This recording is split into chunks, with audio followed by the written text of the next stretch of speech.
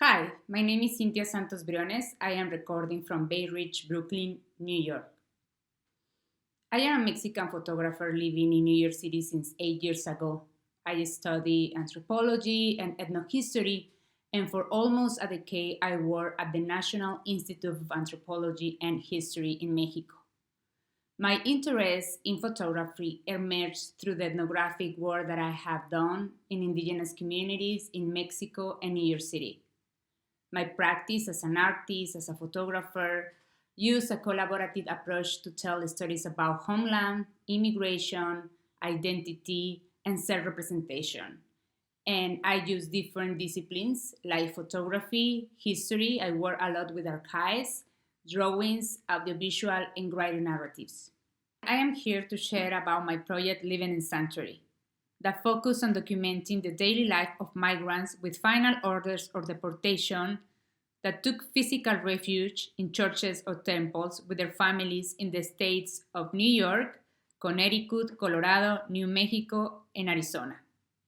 For this project, I used drawings, photographs, historical archives, audio interviews, and video to document and explore how the current immigration crisis, together with the phenomenon of mass deportation and family separation, have pushed communities of faith and faith leaders to open their sacred spaces and show solidarity with families at risk of deportation. Also, this project explored the links between the immigration crisis and religious solidarity.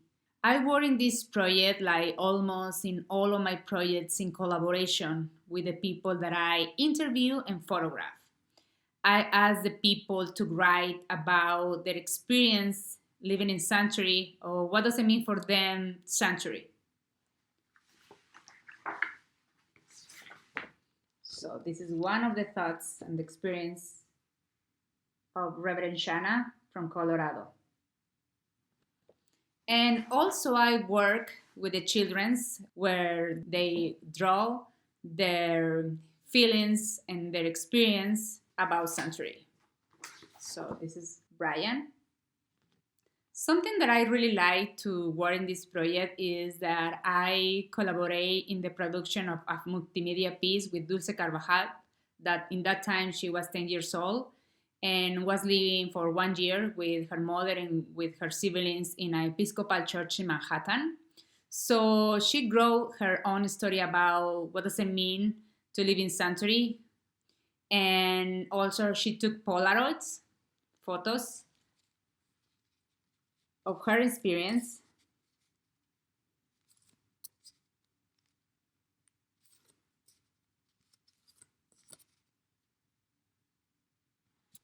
And her photos and texts were published in the Nation magazine, also the multimedia piece that we made together.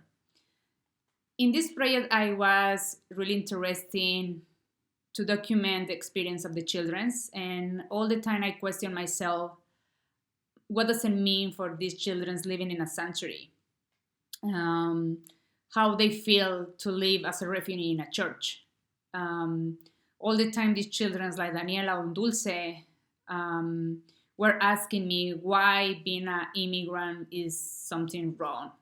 Why the government say that the immigrants are criminals. So for me, it was a really difficult question to answer to a child. How do you explain to a child that her mother are in risk of deportation because she came without crossing the border, without permission of the United States government? At first, I was only using image to tell this story, and I felt that something was missing, that the image were not enough to tell this story. And I decided to do a more collaborative and multidisciplinary project and incorporate another artistic expressions like drawings, archives, oral history, and writing narratives. I asked the people I was interviewing and photographing to write and draw their experience living in sanctuary. To contextualize this project, I use historical archives and documents from the 1980s of the sanctuary movement, when communities of faith helped refugees fleeing the violence of Central America. In order to collect all of these archives, I traveled to Arizona and I went investigating and consulting archives in the Arizona University Library and also personal archives from activists, photos, and also newspapers from that period of time. One of the challenges I have faced when I carry out this project was being able to publish in newspaper. I think that perhaps because it's such an interdisciplinary project, it is difficult to fit this project in an editorial form. However, this project has come to life through exhibitions, talks at universities and community centers. I want to tell you about three photographs that are very powerful to me. The first is a photograph that I took of the uncle of Suyigno Sahuti, a 70 years old migrant from Indonesia who, while he was living as a refugee in a church in Connecticut for almost 2 years, he had to use an electronic monitor that the immigration police, the immigration and custom enforcement, placed on his ankle. The electronic monitor that Suyigno is wearing is a form of digital incarceration, often in a form of ankle bracelet that can monitor the subject location. And the people who wear it experiment psychological torture. I remember that when I was taking this photo to Sujigno, I asked him why you are keeping using the electronic monitor if it doesn't work anymore. And he answered me, although it's no longer useful and is broken, I keep my monitor on my ankle with some rubber bands because someone may be watching me. And if the immigration police know that I remove the electronic monitor, the police may come to the church and deport me. The second image is an open window overlook of field full of trees. This image looks like a painting, was hung in the room of the basement where Karim, a migrant from Iraq, was living for 2 years, confined in sanctuary in Albuquerque, Nuevo Mexico, to avoid being deported. I remember that when I was taking this photo, Karim told me that when he saw this photo, when he was looking this photo, he felt or he feels at that moment the air, the trees, and being locked in the sanctuary for a long time is really difficult. It's like being in prison. The third photograph that I took was a photograph of Dulce Carvajal and Daniela sitting in one of the pews of the Episcopal Church in New York City, where they lived for 1 year with her mother in sanctuary. One of the things that I like about this image is the lighting. The old churches have a beautiful aesthetic light. I took this image after Dulce and Daniela took a bath.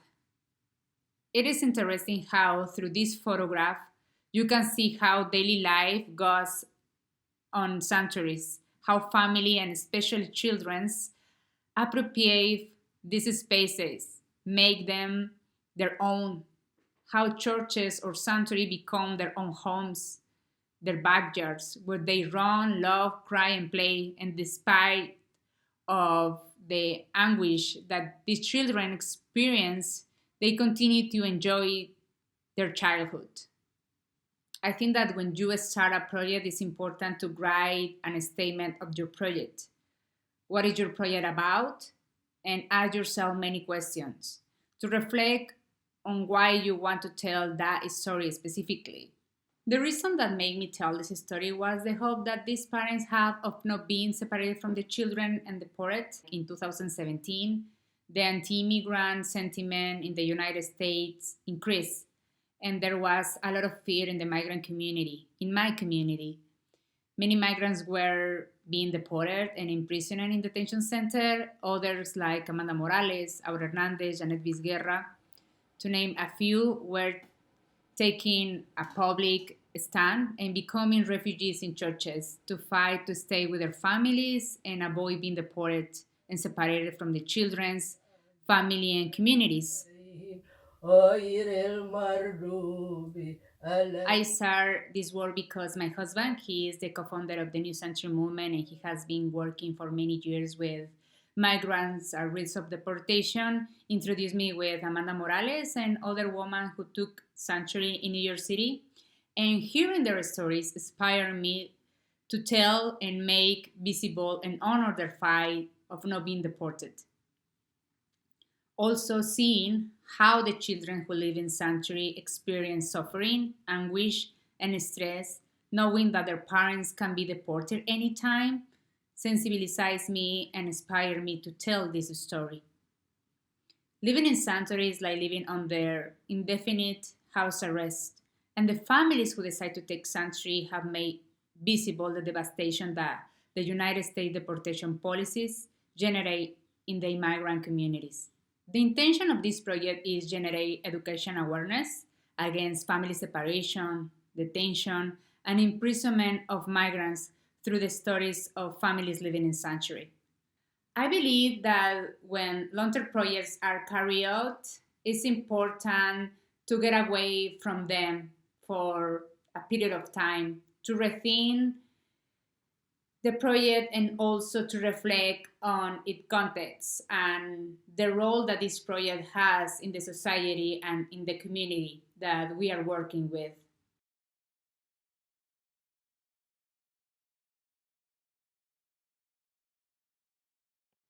To improve my craft and my practice as an artist, one of the things that I do when I start a project is question myself and ask myself if I am the right person to tell this story. How the community that I am working is going to benefit from this project.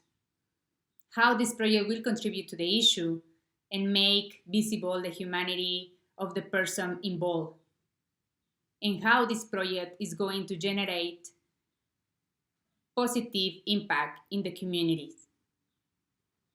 In my projects, I like to ask the people that I collaborate with how they feel in the way that I am representing them. I like that they give me a feedback about the project. And please, not only the editors and curators, also the people that I am photographing and interviewing. I like that they feel happy and well represented in the project. One of the things that I have eliminated in my vocabulary as an artist and anthropologist is to refer the people that I work as my subjects. I don't like the word. I feel that it's very colonialistic and condescending. I prefer to call them collaborators because without them, we cannot tell stories and make projects. In these times when humanity is facing COVID-19 pandemic, it's important to create photographic and artistic projects to document this historical moment. Create memory through photography. Less social distancing don't limit your creativity. From home, you can make a photojournal. If you don't have a professional camera, don't worry. You can use a cell phone camera. But if you have a Polaroid, digital, or analog camera, you can also do it. You could create a photojournal taking photos of your daily life with your family at home, with your siblings or pets. Take photos of your mom cooking, of your pets, of the spring, of the flowers. You can accompany this image with writing. You can write about how you are experiencing and living through this pandemic. Now I am working in two projects at the same time. And the first one is called Spaces of Detention, and it's a collaborative project that examines through photographs, collages, drawings, and writing narratives how the infrastructure and architecture of detention centers in the state of New Jersey shape the social interaction, the well-being, and mental health of migrants. And for this project, I am making collage inspired by the stories of the people who have been detained in these jails, like these ones.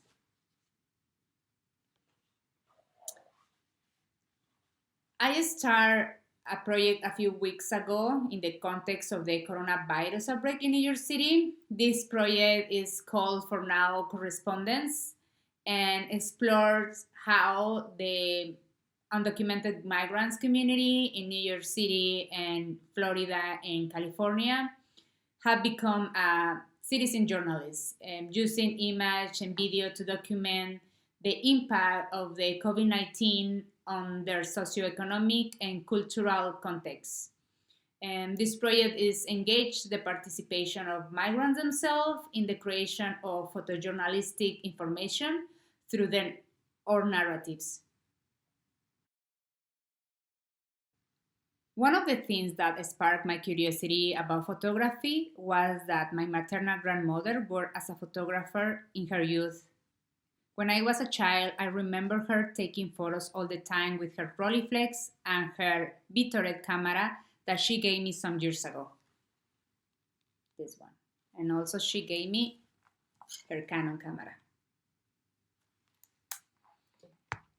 My grandmother's genuine job of documenting family events sparked my curiosity about photography as a child.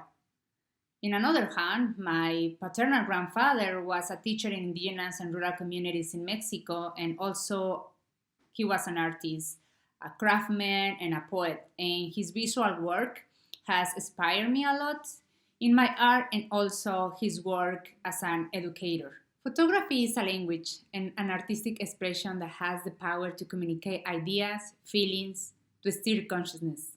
Photography is at the same time a historical document. Photography allows us to share. Through it, we record a moment, we catch it in the time from our personal vision. Photography is made up of three elements: time, mortality, and memory. Many of us today know what our ancestors were like, our history, and our past through our family albums. Just as our mothers keep the portraits of their grandmothers, it's important that we also keep our selfies and the image that we make in our daily lives. So one day, our children can learn about their ancestors and have memories. As the Spanish writer John Foncuberta says, the meaning of an image doesn't lie with its origin, but with its destination.